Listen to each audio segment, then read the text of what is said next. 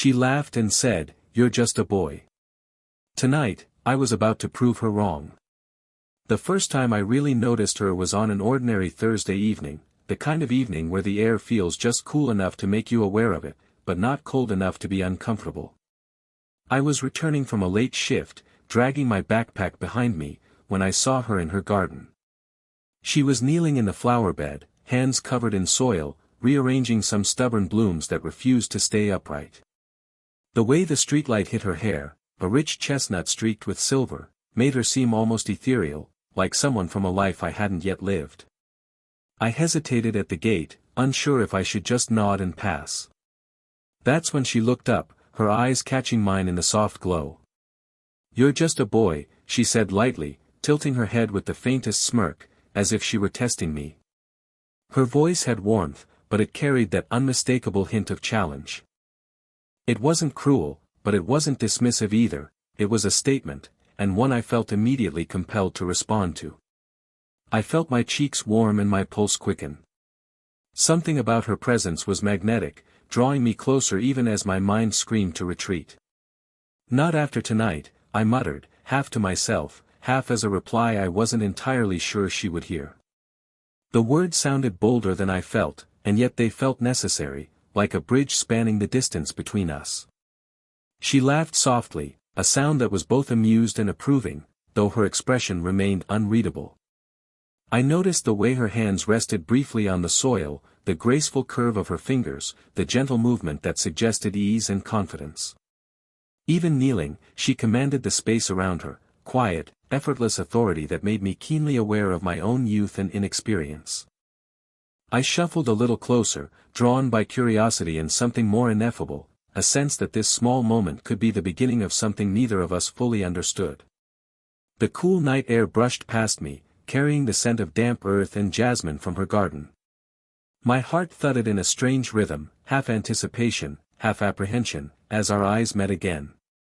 That moment lingered longer than it should have, filled with unspoken possibilities, and I realized that, for the first time in a long while, I wanted to step up, to meet her challenge, quietly and sincerely, and maybe, just maybe, be more than what she thought I was.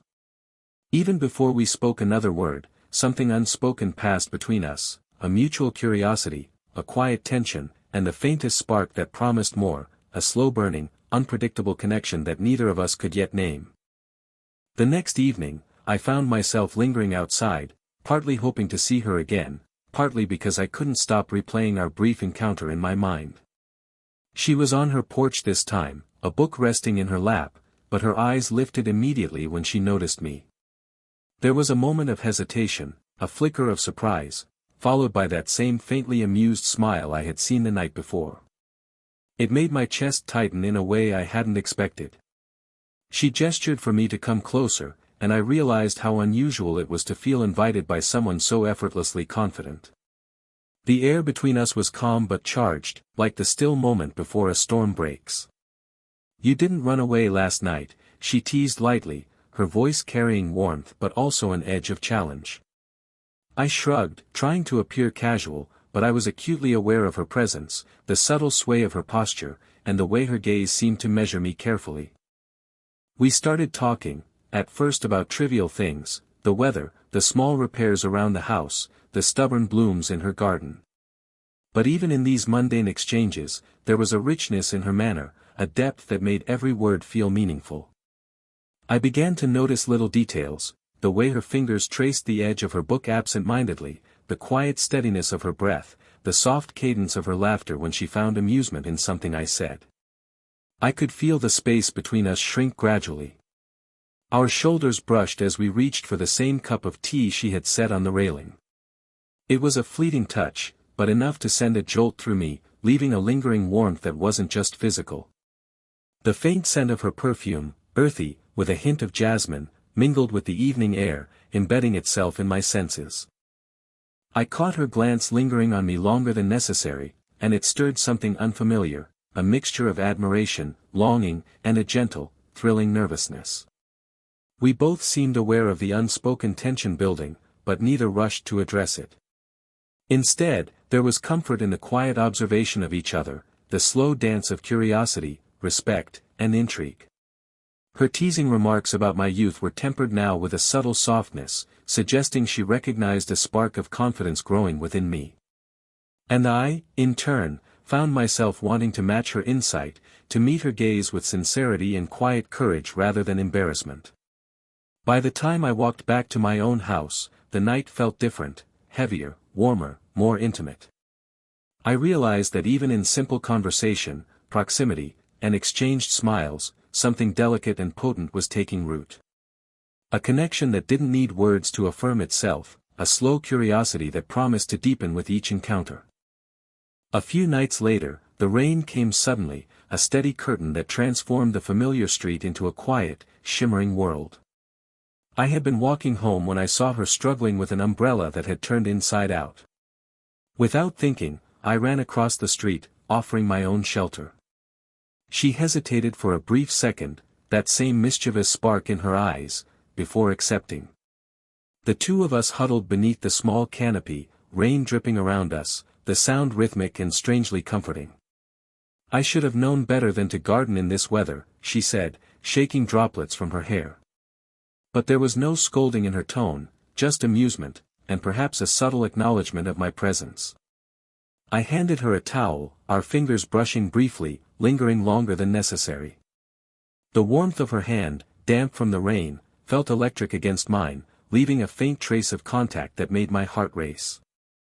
As we waited for the rain to ease, conversation flowed more freely than ever before. She shared a story from her past, a quiet moment of regret and resilience, and I found myself listening with rapt attention, struck by her honesty. I admitted something small about my own insecurities, my voice barely above the rain's hum, yet she responded with the kind of gentle curiosity that made vulnerability feel safe. The age gap between us was noticeable, but it no longer felt like a barrier. It was a contrast that drew me in, an unspoken lesson in poise, patience, and understated strength. I noticed the details I hadn't before, the soft slope of her shoulders under the raincoat, the subtle rise and fall of her chest with each breath, the warmth in her eyes when she caught me watching.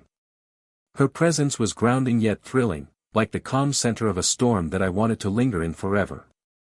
When the rain finally eased, we walked back toward our homes under the dim streetlights, close enough that our arms brushed occasionally. I could feel her heartbeat in those brief moments of proximity, a delicate rhythm that seemed to synchronize with my own. The quiet streets, the damp earth, the scent of rain-soaked jasmine, every sensory detail made our time together feel intimate and suspended, as if the world had shrunk to just the two of us. By the time we parted, something had shifted. There was an unspoken understanding that this wasn't merely neighborly politeness anymore. A bridge had formed, fragile yet undeniable, connecting curiosity, admiration, and the first glimmer of deeper emotional intimacy. That night, as I closed my door and leaned against it, I realized that the spark I felt was no longer just fleeting fascination. It was the beginning of something more, something neither of us could yet name but both of us quietly recognized. Over the following days, our encounters became small rituals, each one subtly charged with unspoken tension. It began with brief chats over fences and casual smiles from across the street, evolving into shared evenings in her garden. I started to notice the little rhythms of her world, the careful way she tended to plants, the meticulous arrangement of her chairs and lanterns, the quiet strength in her movements. And always, her eyes would find mine, holding my gaze for a fraction longer than necessary, as if measuring something I didn't yet understand. One evening, she invited me to help trim some of the overgrown hedges. It was mundane work, but in her presence, even the ordinary became charged with subtle intimacy. Our arms brushed repeatedly as we passed tools back and forth, each contact leaving a fleeting warmth that lingered longer than it should. The sunset cast a golden glow over her hair, highlighting soft streaks of silver, and I found myself caught in the details, the curve of her cheek, the small crease of concentration between her brows, the soft cadence of her voice when she explained how to handle a stubborn branch. Her teasing continued, gentle yet deliberate. "Careful, that's delicate," she warned, and I realized she wasn't just speaking about the plants. There was a quiet challenge in her tone, testing my attention, my steadiness, my awareness. I wanted to rise to it, to show that I could meet her on more than a superficial level. And somehow, in this slow, quiet exchange, I felt an unexpected pride in surprising her with a small insight or clever solution. The intimacy was in the details, the brush of her hand when passing a tool, the subtle laughter that curved her lips when I made a small mistake, the way our shoulders grazed as we worked side by side.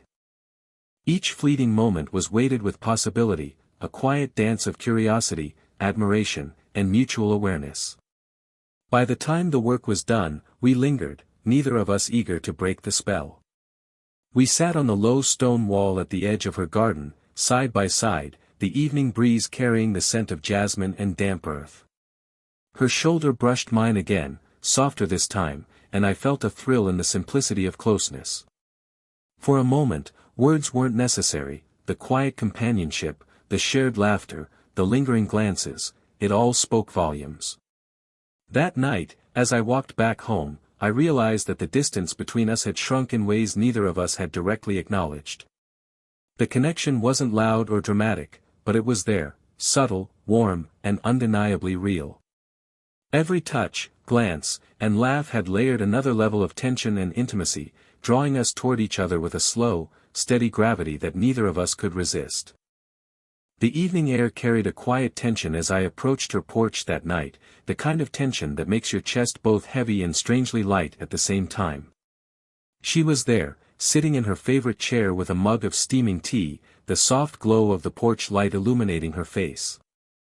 Something about the way she looked at me, patient, attentive, yet subtly expectant, made my usual confidence falter. We started with small talk, as usual, about work, weather, and the minor dramas of the neighborhood. But the quiet comfort of her presence made the trivial seem important, and I found myself lingering in each pause, savoring the subtle warmth between us. Her eyes caught mine as she laughed softly at a comment I made, and in that glance, there was a quiet understanding, the kind that feels like a door left slightly ajar, inviting you in, yet leaving room for hesitation. I took a deep breath, feeling the cool night air mix with the faint scent of her perfume, jasmine and something softer, earthier, and decided to speak honestly. "I've been thinking about you," I admitted, my voice lower than usual, carrying the weight of truth. The words felt clumsy at first, but they carried a sincerity that made my chest ache with anticipation. Her eyes widened slightly, not in shock, but in the delicate surprise of recognition. She remained silent for a beat, letting the words settle between us, and I realized that silence wasn't discomfort, it was consideration, a measured response to something meaningful. "I wasn't expecting that," she said softly, and there was no judgment in her tone, only a quiet curiosity. I explained more, carefully, about the way her presence had become a part of my days, how her laughter and subtle guidance had made ordinary moments feel richer.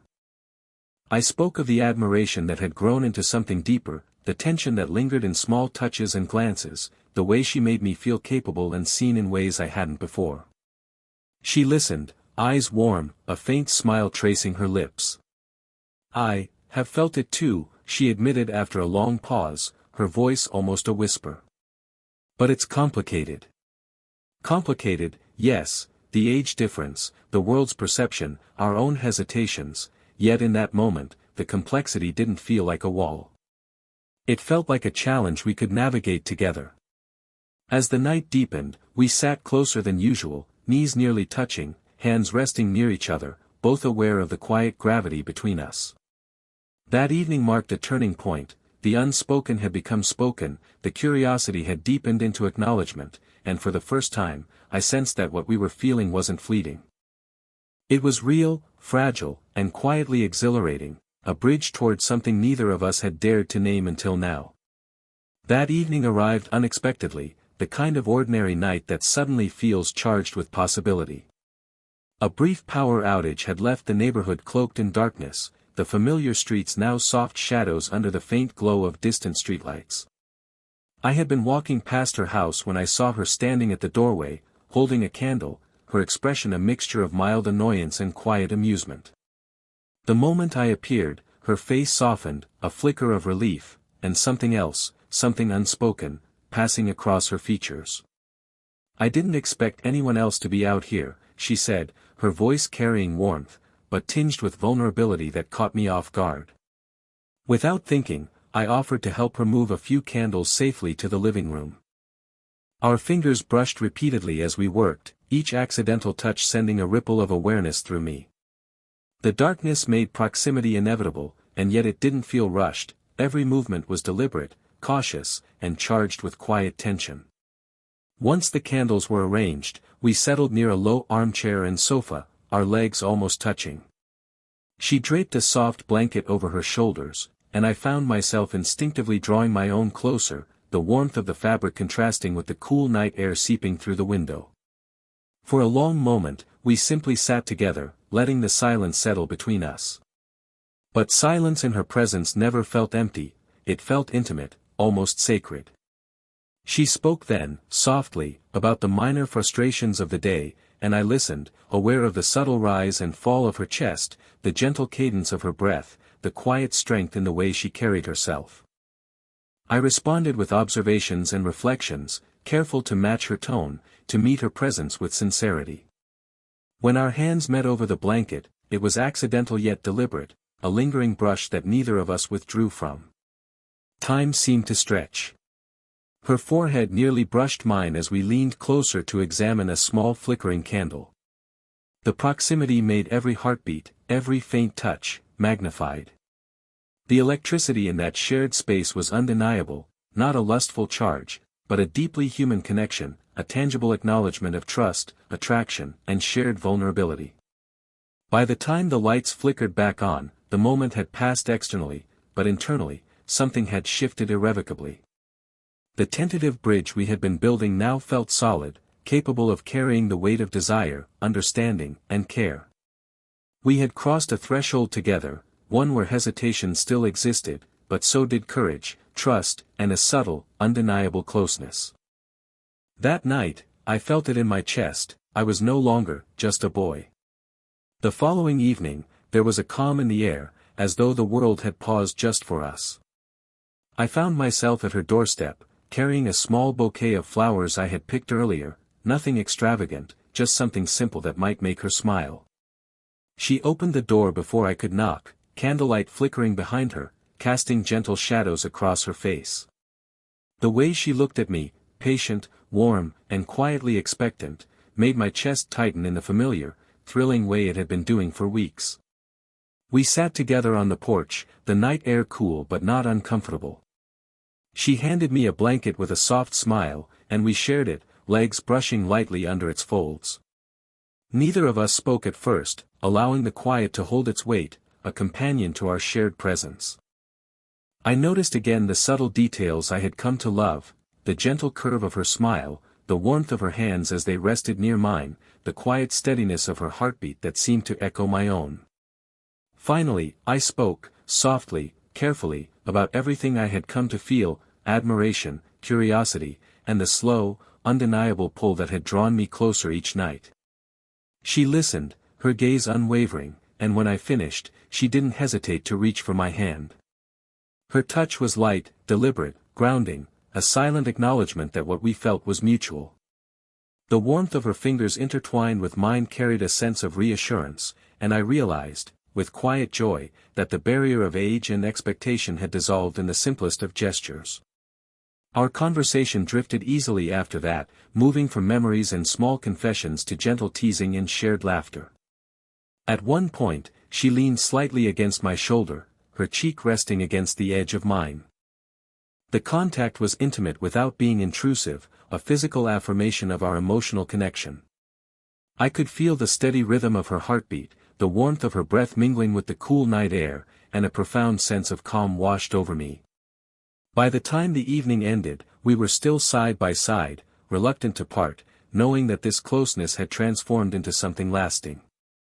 I stood at her doorstep, our hands lingering in a final, tender squeeze, and realized that everything had shifted. I was no longer just a boy, and she was no longer just my neighbor. We were something more, a connection built slowly, carefully, with trust, affection, and the promise of shared moments yet to come. As I walked back to my own home, the night felt warmer than it had in years. Each step carried a quiet confidence, a sense of transformation. The unspoken tension that had defined our early encounters had blossomed into understanding and intimacy, leaving behind a calm, glowing certainty. Whatever came next, we were ready to face it together, hand in hand, heart to heart. If this slow-burn romance touched your heart, don't forget to like, subscribe, and hit the notification bell. There's more stories of love, tension, and quiet connections waiting just for you. Share your thoughts in the comments. I'd love to hear which moment made your heart skip a beat.